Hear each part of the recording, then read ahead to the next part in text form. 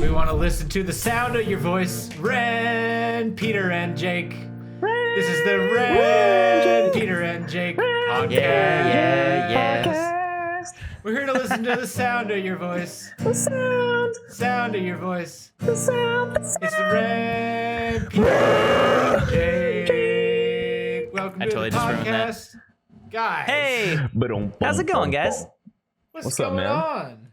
Peter, dude, what is on your hat, man? It's a raccoon with a piece of bread, son. Get that bread. You never had a hat with a raccoon and a piece of bread on it? No, what is I've never with had these- a hat with a piece of bread on it. You've had a hat with a raccoon on it. I also haven't had a hat with a raccoon on it. Ren, Have you are had- you a raccoon, Ren? No secrets are being spilled here. Whoa. Whoa. Everyone thinks he's a cat, but I actually think his spirit animal is more like a raccoon. Ren's a dog with hands. So how does one go about getting an ironic hat with a raccoon So- bread on it? The secret is to have a really awesome sister who will make you this for Christmas. I was going to say Etsy. Yeah, see, it might as well be. That's essentially Etsy. Is just like, individual craftsmen making things, craftspeople. No, yeah, she made a bunch of hats for my whole family. Like, my brother had one with a dinosaur on it. These Really? are like little embroidered patches she put on. I love it. It's my favorite hat. Presents that you can make are simultaneously the best because they're really great and personable, and also because they're usually cheap. Oh, It's yeah. also the gift that keeps on giving all year round. You can just keep putting it on every day. Mm-hmm. You walk out of the house and every day you're like, hey, guess what? I got this going in my life. I'm always You a know? big fan of the 9 p.m. Michael's runs, Christmas Eve. Yeah. Looking for like arts and crafts shit to make for my family Is that a common occurrence in the France family? every year, every single year. Really? At least for me, because I'm Okay. a procrastinator. So you both and your sister both make presents. Yeah, pretty much. I don't know why. It's kind of a tradition we started a long time ago. We like make presents for each other. Did she make you that painting behind you? No, that's my brother's painting. That's one of his album covers. He did that Oh. one. It's like all ripped apart because the paint was so wet and it was like normal paper. It just like fell apart. How many siblings do you have? I was just about to I comment. have I didn't 8 realize you brothers had a and brother. 6 sisters. Yeah, right. You're lying. No, I got one of each. Okay. Yeah. Are you guys all artists? Sort of. My brother's like a musical artist and my sister is in social work. So she's an artist of the people. An artist of the mind and the soul? Yeah, exactly. Yeah. Yes. Check. Doing God's work. That's Honestly. cool. That's a nice thing to do. That's a nice I think my tradition to have. microphone. Oh, absolutely. Sorry, I think my microphone was like blowing out there for a bit. So sorry, Ooh. listeners. You'll have very clippy Wren audio there, but it should be fixed now. Ren, don't worry. There's a thing called post-production. See, what you can do is before we export the final file of this video, you can go in, adjust your audio settings so that it's lower. Even though it'll be peaking, we'll lose a little data. It won't blow out the ears in the old, Well, I had a headphones. limiter on my recording, so it's like it's not going to be loud. It's just that there's a lot of lost data, just like It's just gonna go. yeah, pretty much. Wow. So, guys, all week you guys have been working on these horror effects, like horror. So Yeah, I've been Horror. working on some effects that were pretty fun. Not gonna lie. I don't know if people know how we got to this point in this video. I don't know if we've talked about it on the vlog or on the crew channel. I don't think I don't we even have. know how we got here. So just to give a little background on this, we have an agreement, if you will, with Black Rifle Coffee, and they're like, hey, you basically we keep you guys on, basically effectively what is a retainer so that we can like consult with you guys and create with you guys. And so, about once a quarter or so we come around and we're like, okay, what do you guys want to make? What do you guys want to make right now? And they were like, okay, we've got all these ideas. We want to make this one that's like a parody on gun control. It's like a gun control parody video because that's what they do. So we're like, hey, that sounds funny. We can get behind that. What it was gonna be it was going to be called Medieval ATF or something like that, where like there's a bunch of guys What walking is through ATF? alcohol, tobacco, and firearms. It's a government Love 'em. agency. So anyway, so there was a bunch of people walking through like a forest. And as they were walking through the forest, they were getting stopped by these medieval soldiers who were then like complaining about the length of their blades and like the width of the handles and like, you know, all these parodies to like modern gun control. And it was pretty funny. We had like a pretty good script going that was like, you know, I spent a lot of time crafting it. I didn't want to make it like, you know, too much of like an outrageous like, hey, you know, screw these people or screw those people. I wanted to make it like a funny, you know, like bright commentary on the state of affairs, you know? Yeah, and that's a kind of really like, fine line to balance there. yeah, and so I spent all this time writing. I even got to a point where I was writing this video and I had a patio chair on my deck. And I took it, and I was frustrated with what I was writing one day, and so I went outside onto my deck, and I took this patio chair, and I just threw it off the deck into the yard. I just like hucked it over there, and then I sat down on another chair, and I was like, okay, that Hunter S. chair. Thompson would be proud. New chair, new ideas. And I looked at that chair in the yard, and I said, I'm not gonna pick up that chair until this video is done. That's hilarious. So Jake, this story is funny because I don't know anything about that idea. That previous, Yeah, this is the first time hearing about that. So why is that, Jake? So this also brings up something that I kind of wanted to get into with you guys, which is like kind of how we work in tandem, but also not necessarily at the same time on things. And I thought that'd be interesting for you two guys. But so how is that? How has Wren not even heard of this process so far? Because this is all happening on the production side. So like, you know, pre-production is the entire process that I'm talking about right now. Like we had been consulting with them. They'd been talking with us. They've been talking about ideas. Sam and I have been sharing ideas back and forth with like Matt and Jared over there. And we've just been, you know, every now and then we'll get on a phone call and just kind of like hack through ideas, throw ideas at the wall, see what's funny, you know, just kind of have like a writer's meeting. And so this is one of the ideas that came out of that. And then I said, okay, that sounds funny. I'll take a pass at it.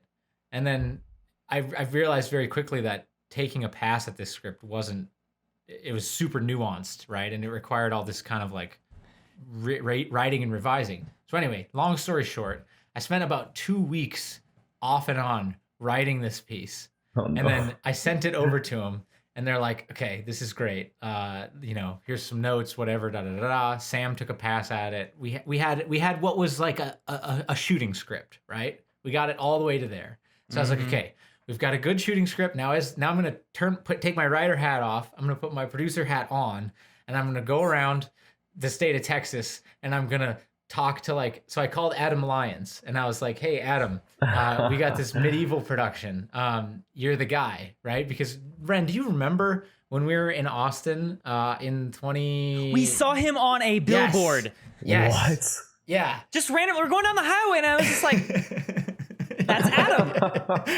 That's Adam. What is Adam doing on a billboard? This is Adam Lyons, the relationship expert, right? Yes. Yeah. So his profession, I don't know if he still does this. I don't want to say the word. His profession by day at one point was, you call it, the nickname for it is like a pickup artist. He's a dating coach. But really what it is it's a dating coach. You take usually guys who like don't know how to really interact with women, and you go through like the fundamentals, and you're like, okay, this is like, you know, what people like and don't like, and this is how you can approach a conversation, and this is how you can talk about yourself without sounding like a jerk, and da da da da. Yeah, so it wasn't really so much about being a pickup artist. It was just like, hey, yeah, you could use a little bit of help. Yeah, and so more like, what was that one movie? Hitch. Yeah. Hitch. Yeah. Mm-hmm. So Will that Smith was his movie from that 15 was his years ago. job, and yeah, right, Peter. You haven't seen Hitch? God, okay, fine. I've seen it like 10 times. Jesus. Okay, thank you. We've all seen it. Okay. Okay. Isn't Eva Mendes in it?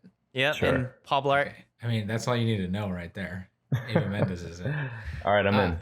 Okay, so anyway, so Adam Lyons, an old friend of ours who used to live in LA, who is from England by way of South, he's from Austin, Texas, by way of South Africa, by way of England. So Yeah. so anyway, he's got a really interesting past. We should have him on sometime because he's an insane human being in all the coolest ways. Yeah, he has a really interesting story. I remember listening to his like Rocket Jump podcast back in the day, like a million years ago. Yeah, his dad was a what do you call it? Like a bare knuckle boxer. Whoa. And he had a left hand that like had metal in it because his dad had some kind of like surgery or something like. And it made him really good at boxing. And so the doctors put like metal in his hand, and he used to knock people out with his left hook in these bare knuckle fights, but no one knew that he had metal in his fist. Oh my god. That's a movie illegal right there. Well, it's That's bare also knuckle illegal. boxing, so That's an illegal baseball. yeah, it's not exactly like legality to it. But anyways, where I was going with this whole thing is I call Adam he's super Lyon. He's super into medieval fare. Yeah. So much so that LARPing. there's a place in Austin. Well, it's actually in Bastrop, which is outside of Austin, called the Sherwood Forest Fair. And the Sherwood Forest Fair was started by this man named George, and Adam Lyons used to play Robin Hood at this fair. And so he would be Robin Hood. yes, because he's got the English accent, he's got the charm, he's got the suit already. And so he just shows up there and people are like, oh my God, are you Robin Hood? And he's like, yes, I am, which is a total Adam Lyons thing to do, and then just like, because of that, became Robin Hood of the fair. Oh my god. Legit, he would take money from wealthy people? Well, like, no, like legit, he played, do you know how medieval fairs work? No. So like there's usually like there's a lot of culture to it. And usually within the culture of a medieval fair, there's like a storyline happening where like you can follow different participants that are like live action role playing around the fair. And there'll be a whole backstory to it, and there'll be main characters, and there'll be characters that come in and out. So you can kind of wander around in like medieval garb and drink like medieval ale and watch these people like so perform. Fun. Yes, they're the Peter's best. over here thinking that you're gonna show up and might get robbed. No, yeah. Oh man, we should do that on Node. That sounds like a great time. Yes, I believe they have actually. We have, yeah. Oh shit. So this guy George built this. He built a castle. He built like grounds. They have actual jousting matches that happen there. Whoa. With guys that are in full like 14th century medieval knight armor that are literally hitting each other off of horses with lances. Oh my god. Yeah.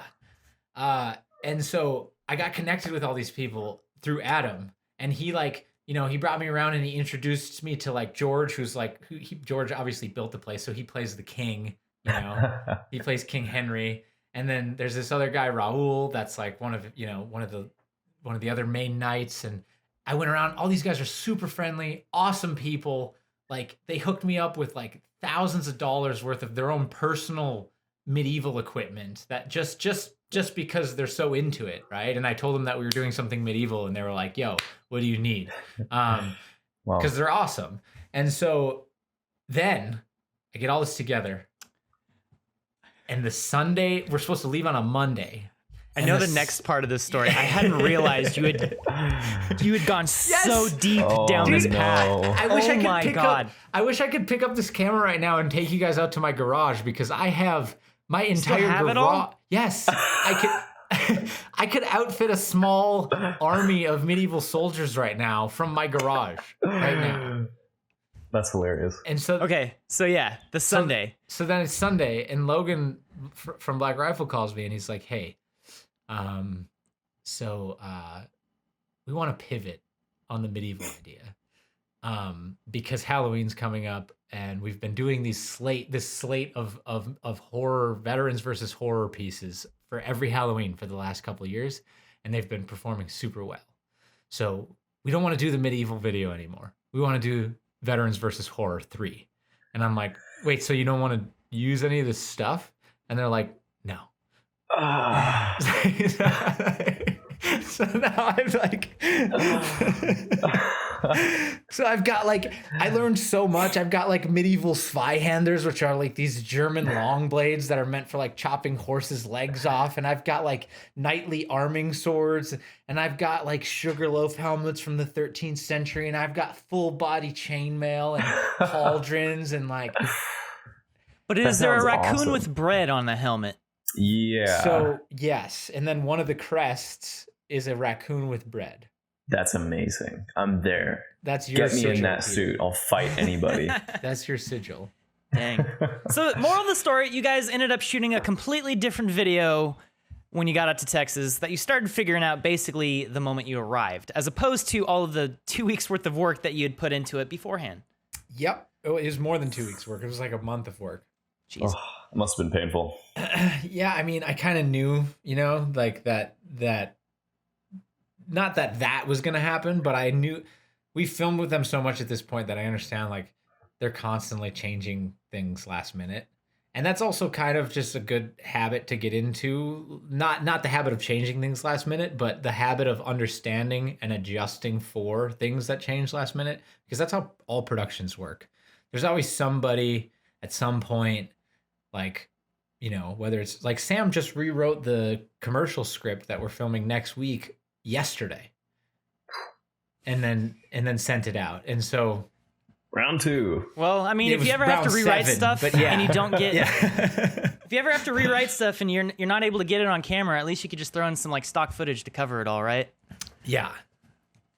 Totally. So anyway, so we get on the plane, and just to segue into the VFX part of this, which I'm about to do, we get on the plane and Sam sits everyone down and he's like, Daniel, bring over the camera. I've got something to tell everybody. And he goes, guys, today's episode is brought to you by Storyblocks. Dang. Okay, but seriously, it is. Hey guys, it's that time in the episode where I tell you about today's sponsor, Storyblocks. They're the one-stop shop for all of your stock asset needs. So every time we're working on a project and we need B-roll, motion graphics, After Effects templates, sound assets, and more, we head on over to Storyblocks. Through our unlimited all-access plan, we go to storyblocks.com/corridorcast. We get our assets, we put them in our videos, bada bing, bada boom, we're done, we move on with our day. The best part is that it's all royalty free, it's all in beautiful 4K, and the extensive library keeps growing, so you're never gonna use the same asset or need to use the same asset twice. We can use it in commercial projects, we can use it in YouTube videos, Instagram, Facebook, YouTube, our own website. Storyblocks has us covered. Whether or not you're already a professional creator or you're somebody that's just looking to start out and you need a place to go to add B-roll or other stock assets to your content, Storyblocks is by far the best place to do it, and that's why they keep sponsoring this podcast, because we keep using them around here, and it's just a cool tool that I want to tell you guys about. If you're interested, head on over to storyblocks.com/corridorcast and check it out. Storyblocks.com/corridorcast. All right, back to the podcast. And now we're back. So anyway, but he tells everybody that we're not going to film the video, and Daniel filmed the whole story about that, which I'm hoping we can get out on the vlog, which brings us to where we are today, which is now you guys for the last week or 4 days or so have been working on visual effects for Vets v Horror. And there's some pretty funny things you guys have been doing. Like the face reveal. Yeah, I just finished the second shot for that, and I'd never done like sort of it's like the Mission Impossible like face mask effect where the face peels off, but the original face kind of like crinkles up and goes off. Yeah, I just took a look at it. It looks fantastic. You really nailed it. I'm very pleased with it. Very pleased with it. Did you follow like a Mission Impossible type like code of creation for this, or did you just kind of go about it?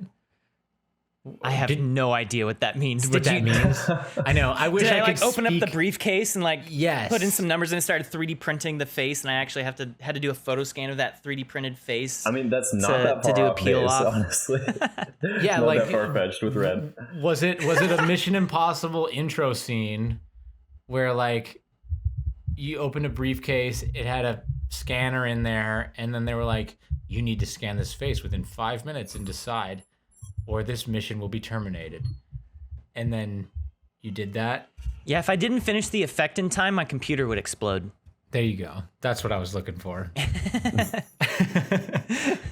Or at least No, blue screen. but what I mean is, did you use the Mission Impossible shots as inspiration or reference? Not really. Honestly, Okay. I didn't look at a single Mission Impossible shot. I've seen those Okay. movies before. I remember how they look, but Yeah. how you guys filmed it is that like you had one person with a mask on, like this actual mask that is huge, by the way. That was the hardest part, is just painting out this huge mask.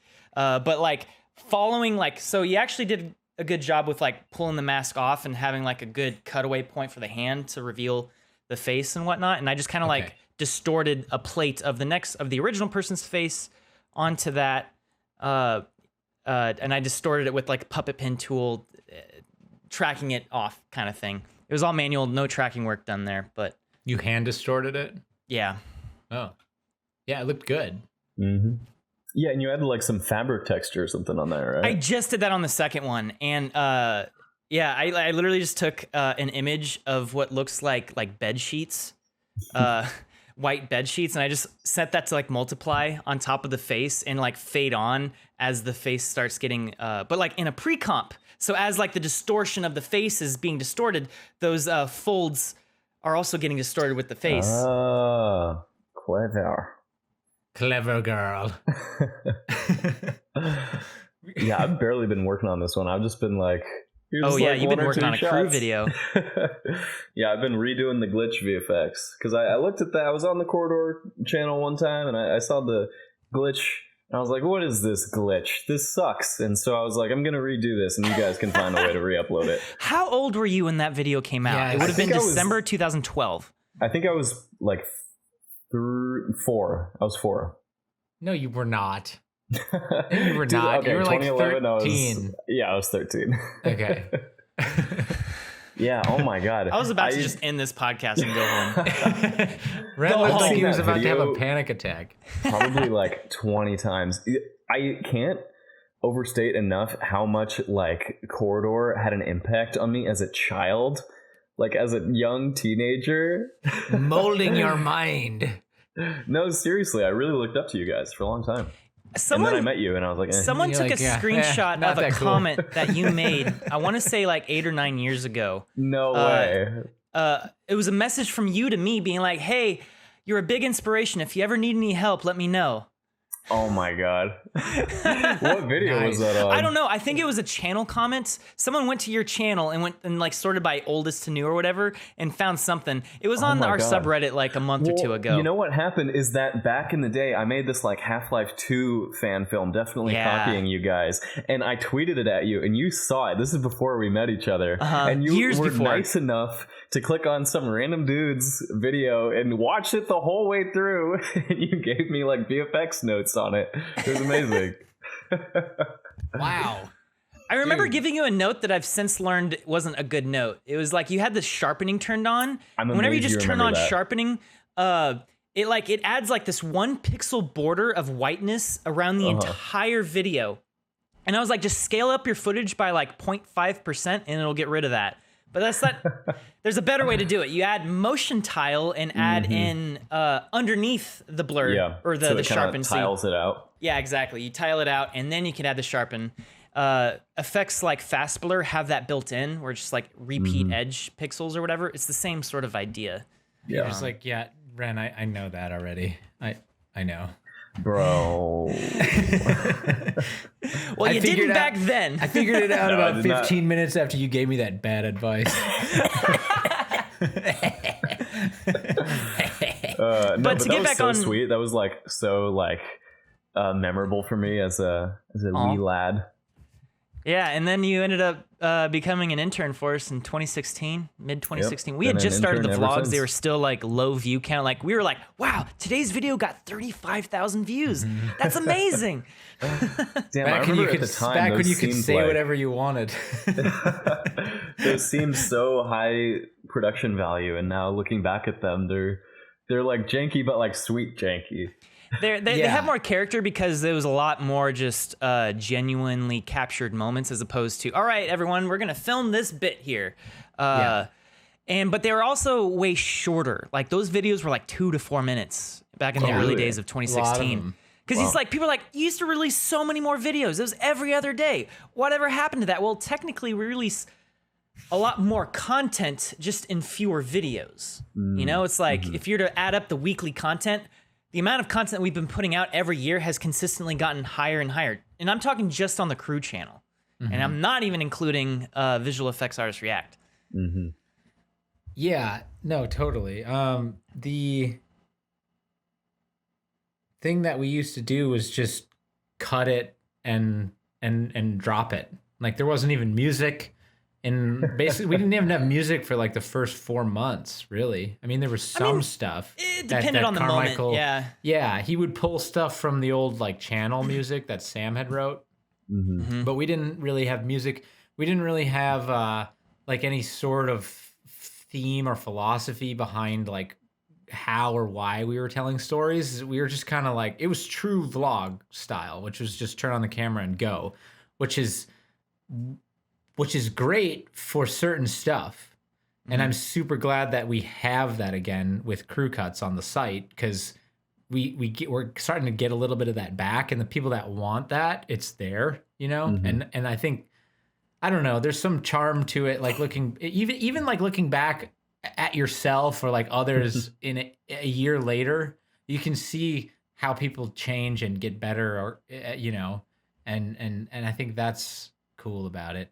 Yeah, that's interesting. It's like a living time capsule. It is. Yeah. It really is. Yeah, definitely. The thing that you know, reason why we kind of got away from it though is because people just want to see more. People want to see these like VFX and filmmaking centric videos, which to me was a huge surprise, to be honest. But it's all about in the execution. I think it's more about trying to just tell stories, because that was one of the things I remember Nico really kind of identifying and focusing down on. It's like we can continue covering the stuff we're doing in daily life, but there has to be a story, and that story has to, like, you know, have all the regular arcs of a story, you know, beginning, middle, end, payoffs, all this stuff. So whatever journey that is, it can't just be like, oh, and we're doing this right now, and then we're doing this, and there's like no payoff for any of it. There's no setup context for any of it. It's just captured slice of time, which if we're just hanging out, joking around, doing something fun, that's all you need. But for videos to actually be good, they needed some sort of story. And so like over the years, that's kind of what we started focusing more on, as opposed to like, we're just gonna take a one wheel versus a hoverboard today. Yeah, I feel don't like that bash was that the video, perfect. because that video has video like 2 did million really views. well. Yeah, that is true. But I like, feel it's, like all I that guess I'm vlog just saying stuff- it's representative of the It was like the perfect like precursor to the more modern videos, because you guys learned how to tell stories, like find a story in literally anything, and so now that's such a valuable skill to have for making videos. If we didn't go forward. through those couple years of just capturing everyday stuff, because that was what we ended up finding, is that like we'd capture a bunch of stuff and it's like, this sucks, this isn't interesting, this isn't making a good video. And after putting out enough videos where you're like, this video didn't have to exist, and it's After not really putting out entertaining on its own. 300 of those, we decided that yeah. Well, that was the other thing. It wasn't like we just changed overnight. This was a very gradual evolution over the course of the last 5 years, even before the vlogs existed. I mean, the vlogs came out from the previous year or two of like behind the scenes content. Even though at the beginning of every year, for like beginning of 2017, beginning of 2018, we'd come out the video with being like, all right, we're changing things up this year. We're going to do it this way. And then we kind of didn't change anything. It was still like that slow evolution of like, okay, we're focusing on new things. But because we made a video talking about the things were gonna change. Everyone latched onto that, and we're like, "You guys were better before you made this new change this year." And like, I want the vlogs from last year. I want Brett and his mustache thing back again. Oh, that was like, hilarious. It's great, but we realized that we can't announce changes anymore like that. Not within like fundamental story arcing like that. Yeah. Because then you might decide, especially too in the artistic process, like sometimes you're wrong, and sometimes you go down a road, and then you're like, you know what? Actually, this isn't how how it looked when I wrote it down on paper. So like we need to add this, or we need to change this, or we need to go back and we need to take this exit to go to this story instead. And that happens all the time. It's just part of the process. But when we pointed it out, people caught onto it, and then they were like, "Oh wait, you said you were going to do this. You're doing this." And yeah, you don't want to lock yourself into it. Just like, how about this? We'll give you guys good stories, and then there'll be good videos. That's ultimately what we realize is that like, as long as we are just trying to make the best content that we can, people won't really complain. We're just on this mission to create good content. Right. Exactly. And it turns out most people who watch our content don't know how to make it, but they think they do, and so they have criticisms and feedback that isn't particularly useful. Yeah, it's easy to get down about that, and like, but honestly, it's like people complain about it. Not that they're but people complain about it because they care, and because they're attached to it, because That's true. It means something to them, and I think that's a sign of that you're doing something right. At least that's what we tell ourselves. I don't know if you guys find this, but I find that the only comments that actually bother me are the ones that have a little bit of truth in them. Because when people are just saying awful things, it's like, whatever, that's just an internet comment. But when there's like a little nugget of like, oh, that's kind of right, it just stabs you right in the core. It's like, shit, I should have changed that. Or when it's like a nugget of truth mixed in with a lot of like misinformation or like misinterpretation or assumptions. And it's just like, no, what are you doing? Stop that. I hate when they make assumptions and assume that they're right. Anyway, I want to talk about another thing regarding, since we're on the talk about all these vlogs from back in the day. The concept of seasons in our vlogs was something I don't think any of us ever really paid attention to or understood. It was because every year we'd finish the vlogs, and then like the next year we'd go through more vlogs, and then the year after that more content. But those videos would get put in a playlist. And I forget who did this for the first time. It was like, all right, season 1 was that year, and then the next year, season 2. So they became these seasons. And over the course of those years, no one ever talked about seasons. But I've noticed this year, as more and more people are like finding our content and going back through the back catalog, they start talking about, oh yeah, season 2 was great. Or oh yeah, I remember that one video. I think it was in like season 3. And I'm like, seasons? What are you talking about? That's crazy. It's weird for me to like comprehend that there are seasons of this stuff. It makes sense because Corridor puts out so much content and like so much more than like a TV show has like 20 episodes per season, 9 seasons or whatever. It's like Corridor has like way more episodes per season. So it's good to have some kind of organization to it. Yeah. Yeah, and there is some truth in the to talk about nuggets of truth in there. There's truth in that each year our creative process does kind of repeat itself in the sense of we do a year of work, and then we kind of look back and we say, okay, well, here are some things that worked, here are some things that didn't. Here are some things we want to try this year based upon that, and then we try new things, and that kind of that cycle kind of repeats itself naturally every year. It does. That is very true. Every January we kind of like reevaluate what we want to do this year, what kind of things we want to focus on. For instance, 2019 was my year to do those science videos. Yeah, killed it. And like I focused a lot on that last year, but this year my desire to pursue those videos hasn't been as high as my desire to pursue these project build videos. The Nerf drone, Jan's finger, the ice cube face thing. Like that's where my energy has been this year. I've still made a couple of those science videos, but it's just not as a primary focus as it was last year. Yeah, you've been wanting to do ice cubes for a while. I have I'm glad we finally found a moment to do I know. it. That was fun. That was a lot of fun. I've literally been wanting to do that for like more than half of this year, and finally I was like, wait, this thing can let us do that. Let's do it. Yeah. I'll just wait till everyone's in Texas, then I'll have my chance. I can still taste that tomato soup. Oh, me too. That was so bad. I really enjoyed the first few bites, and then I was like, "Bah." Well, I love tomato soup. I'm a big fan, but something about changing that temperature to be frozen like a popsicle Yeah. destroys the experience so much. I can't even describe it because the flavor is still there, but the texture and the experience is so bad. Yeah. Yeah, I took one bite out of that. I was like, nope, I regret this with every fiber of my being. So I think that's why people refer to the show with seasons, because And it makes sense. It kind of does in that way. But like it's funny because it's also caused some internal confusion from time to time on our side. Like, with the introduction of crew cuts as a true vlog again, we had to take a step back creatively and make sure that we're not telling the same stories there that we are on Corridor Crew. Now, Corridor Crew, I think we've got a lot better foothold on like what that is and what it is not than we did like say a year or a year and a half ago when VFX Artists React kind of took off. There was sort of like a coming of age moment for that channel, I guess you could call it. Yeah. Where we very quickly realized like, wait a minute, what do people like about YouTube?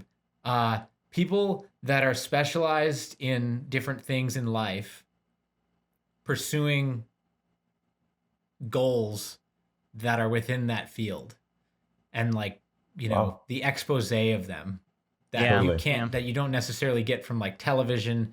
That's closer to real life than reality TV. And we were like, wait a minute. We're doing that with VFX Artists React. We're doing it, or at least as like a catalyst for all these other things that we can do with all of the post-production skills that we have in the studio. And then we very quickly realized that there was a direct one-to-one correlation between people that like that show and people that like seeing us create different things in post, taking things that are already existing and then bringing them to life in other ways. And then obviously, Wren, you've kind of got your own like little creative niche within that, which isn't necessarily that, but like, no, I'm just a wild card. You kind of are. You're like our and so it just made sense. It's like, well, that's what people want to see on this platform. We enjoy making them, so why continue to do a vlog that's going to get 30,000-40,000 views and be really, really interesting to that audience, but then also withhold you from accessing a much larger audience on a platform that's totally tailored around large audience viewership. So that's why I think we have a nice balance now, because people that like the vlogs can watch it on the site, and those aren't going away. But so speaking of the crew cuts, I slept on that for a long time. Did you? I just recently caught up. Like over the weekend, I watched most of them. I haven't watched all of them yet, but like the main reason is that like I haven't trained myself to actually visit corridordigital.com yet. Like I have an account because I work here, but like I never actually went to the website to like watch stuff because I'm like, I already watched the stuff as it gets made, you know? And then like, oh, the YouTube video dropped, I'll check it out, see whatever final things were changed. Usually I'll probably just check the comments. But like with the crew cuts, it's its own show that's separated from everything else. And it basically gone over my head. So then I was like, you know what? I actually probably watched some of these things. And I started watching them. They're like, they're really good. They're really funny. Daniel's killing it with these episodes. The editing and it's like, is hilarious. He's really good at getting those editing in. I love how he's been adding in the Discord chats, you know? I don't know how he does that. He's making it from scratch. Like he's not screen capping anything. He's just got like this template for like the same colors and text boxes and the fonts and all that stuff. And he's basically just recreating those moments that we are having in real time. Where we're chatting, but he's just recreating them so that the audience can experience them. It's really cool. That's so great. And that's such a fresh take on that. I was like, man, it's just like, there's all this content that's being made about like our daily life at the studio and in the vlogs and whatnot, and I just hadn't watched any of it because I kind of didn't know it existed. It's really fun having a TV show, as egotistical as it is, having a TV show about yourself. It's like the most interesting thing you could possibly watch. Yeah, there's some trippy things that happen with that. Like, so I've trained myself. I don't watch anything on YouTube anymore. I'm like totally the opposite now. Whoa. I take the app and like, because we have an app with Chromecast, and so I take it and I just sit down, like, and I like watching sports, but sports games, once they're over, like usually there's like an hour or so before I actually go to bed. So I'll just go on the app, sling it to my TV, and then like catch up on stuff that I haven't seen yet that's been released. Like usually it's note episodes, crew episodes. The vlogs, yeah. I see all the vlogs because Daniel and I are constantly working on those, but yeah. So it's funny. That's what I meant by like having that conversation, because it's interesting because Wren, you and I are like on opposite sides of like the same like galaxy or like solar system. We have opposite orbits. Yeah, like they counterbalance one another, Well, the reason why I mostly watch all of our stuff on YouTube still is just like that's my primary form of entertainment in general. Like I watch way more YouTube than I do Netflix or Hulu or HBO. Granted, lately we've been working through a backlog of shows. We just finished watching Umbrella Academy. We're almost done with The Boys. But usually my go-to form of entertainment, just throw on YouTube. Okay, I follow a lot of YouTubers. A lot of YouTubers usually ends up making quite a bit of content. And so every day there's usually new videos that I'm super down to watch. And that's most of my entertainment comes from that. Yeah. Including our content. Yeah. No, that's funny. My favorite thing is on a Friday night, logging into the Corridor Crew account and then playing those videos that are going to come out over the weekend, like the React episode and then like say the Sunday video, and I'll just watch them back to back Friday night. And I'll look at the video and they'll have like 1 view, 2 views. Yeah. And I'm like, in 24 hours, this video will have 1 million views. And that's just a really, really weird thing to like just come to terms with. It's crazy, yeah. So, what are you guys gonna do when the first video on the site gets more views than a video on YouTube? Do you think that day will ever come? I hope that day comes. Because that means good things. Did you ever listen to the podcast where Nico was talking about the bacon with Harley? Yep. Or maybe it was the cheese or whatever. That was his goal of like making it was buying his this made pack it moment. Of bacon, right? Yeah. That was a while ago, right? Yeah. It was a Harley months interview. Ago. It wasn't a Harley interview. It was like Nico talking about a moment when back in like 2011 when Harley and his crew came to film. Oh, yes. I do remember. Yeah. He's like, I will finally have made it when I could buy that big pack of bacon. Yes. So that's my pack of bacon moment is like the first time that a video gets more. It can even be the podcast. I don't care. But when the first time that a video gets more views on the site than it does on YouTube, I'll be like, okay. I think this means obviously excluding crew cuts or any exclusives. Obviously. Mm-hmm. I'm saying like direct, because the moment for that on Corridor Crew was the moment that we got 2 videos with 100,000 views back to back. Oh, that was when we got Carmichael was like, all right, you can get a new camera. Yeah. We said we can't justify getting another Canon 80D camera until we get 2 videos that get 100,000 views back to back. Wow. Oh wait, no, this is even before that. This is just to get the 80D because C-Mike was still using the FS100, the Sony camera. Oh my god, I love that thing. And it was like really kind of starting to die on us. Yeah, it was. He broke the lens doing a smash zoom on the behind the scenes for Drone Star Wars. This is like middle of 2016. And it was like, well, okay, can't use this lens anymore. It was one of the only lenses working on that camera. And it was around that time that we got the 80D. Hey, it was a great video that we did that first year that I really want to redo in like a bigger way is archery golf. Do you remember that day? I do, yeah. What was that? we went out to the park and we basically like played archery golf but instead of what's that called when you use the frisbee? Disc golf? Ultimate disc golf. Yeah. So like disc golf, it's kind of like disc golf, but you use archery, the archery Disc tag. golf Disc golf. Disc golf. Disc golf. Disc golf. It's like disc golf. Frisbee golf. Yeah. Frisbee golf. So, but instead of a like a basket target, you know, where you throw the frisbee and then it kind of like lands in the thing. It was a person. Yes, you use a person. I remember because I got hit in a place that wasn't nice. Oh yeah. So you have a person go out and you're like, okay, it's a par 3 to hit Peter or whatever. Oh God. And then you shoot and then, you know, you have to hit the person. And then whoever's got the highest score for that round becomes the target. Because, you know, in golf, you're trying to do low score.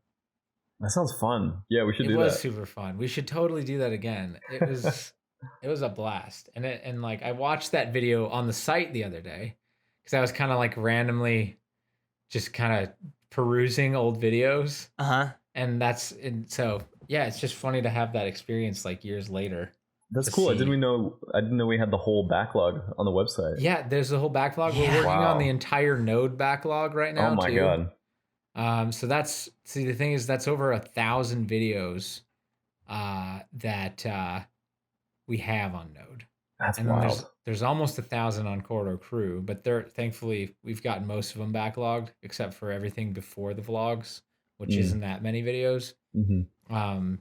Which is so funny because I remember thinking it was so many back when I was making those videos because back in those early days of Corridor and Corridor Crew, I was making a behind the scenes video every week, but a Corridor video was coming out every other week. So that meant every other week I had to come up with a new video to come out. And I remember thinking, how do we maintain this frequency of content? Yeah. I don't know. There's so many videos.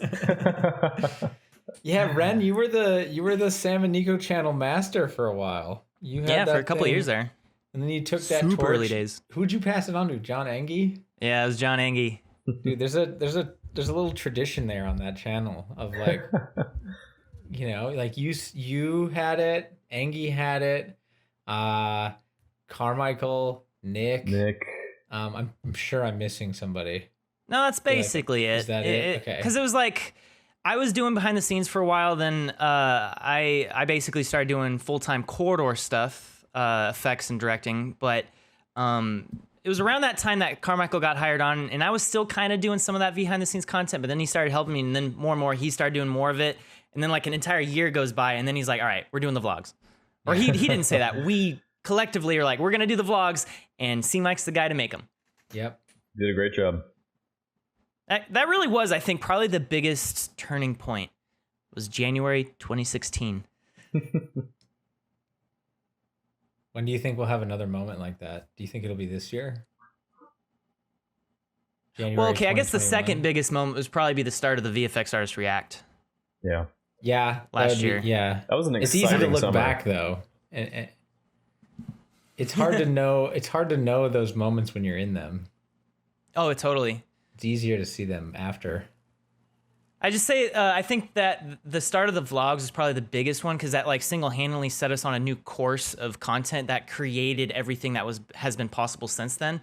But the VFX Artist React was like the birth of this whole new thing. It was the start of like the biggest growth our channels had ever seen, or at least the crew channel. Consistent I have to growth. say, I'm really bummed that we didn't rename the channel to Salmon Eagle. Salmon Eagle, yes. I remember that. I know. If you guys want to see the Corridor Crew channel renamed to Salmon Eagle for one day, let us know in the comments below. Dude, that reminds me, I forgot that Corridor Crew. Actually, we can put a thing out on the site that petitions for this. We can put out a site petition under Greenlight Oh my God, that let's do it. says if enough points contribute to the Salmon Eagle change, that we'll call all of our channels Salmon Eagle for one day, and there'll be a God. special logo, Oh my a God. special logo of a Salmon Eagle. Beautiful. Maybe we should I had do forgotten that Nico was really against the name Corridor Crew for a long time. Why? Because we Long went time. probably a couple years trying to figure out what we should rename the Sam and Nico channel. He always felt that it was too generic, and I said Yeah. that was perfect because people always all referred to us as a crew, anyways. Yeah, Plus I it was had on board with alliteration. Corridor Crew since the beginning. I was like, "This is great, Nico. What are you doing? Why do you?" He was like, Hey, you can't win Let's them put all. off the decision for 3 months Yeah. and turn that into 2 years. You can't win them all. You know, can't make every decision. Well, Sometimes it needs time. You know, and that's how that happened. well, guys, wanted I Sam really and enjoyed Eagle. talking about some old school Corridor Crew, Sam and Hell Eagle. yeah, brother. Some talking about that. I was So- talking Good to about it reminisce. not as a participant, but as an audience member. Peter, I mean, man. you know, it's funny. I consider you like an old school employee, but at the same time, I think any one of our new employees has probably put more days into working for Corridor than you have. Because you're like, all right, a summer, then gone for 2/3 of the year, then another summer, then gone for another 2/3 of the year. Yup. Peter, man, I feel like I've known you my whole life, man. It's been weird. You know? It's been weird. Yeah. It's been like- an honor. I mean, look, you were there, dude. You know, when it was me, Nico, mm-hmm. Sam, See, Mike. Wren, and C Mike. Yeah. That was it. The That was old it. days. Those were that was just, and we would just show up every day and be like, "What are we doing today, guys?" Working out of Sweat City. Yeah, Sweat City, USA. Don't miss that. But yeah, that reminds me, I'm actually putting my 2 weeks in, so this is my formal. Fuck you. Why am I not surprised? Classic. Classic. Get out of here. Get out of here. It's like I've been with you guys for 2 months, so that's enough. Yeah. I'll be back in like 10 more. I got I'll some be like back. laundry to do and stuff, so Yeah, yeah. Well, this was a good chat. yeah. Yeah. Good chat, friends. And It's been great working with you. hell yeah. God, Peter. You got more work to do tonight, man. I'm gonna be working late. Yeah, I think you got yourself into another VFX predicament. I Timing think it's predicament. just a self-sabotaging personality trait I have, and I think I secretly love it. That sounds very San Franciscan of you. I'm gonna let that. Like, should I see someone about this? Well, Jake, do you want to do an outro song for us? Oh yeah, I'd love to. Ooh. Okay. That was the Wren, Peter, and Jake podcast. Oh, I can do better than that. That was the Wren, Peter, and Jake podcast. That was the Wren, Peter, and Jake. Wren, Peter, and Jake. Wren, Peter, and Jake podcast. Hey, Peter, did you know that my middle name is also Peter? No way! My middle name is Jake Watson. And end. Yeah, that's it.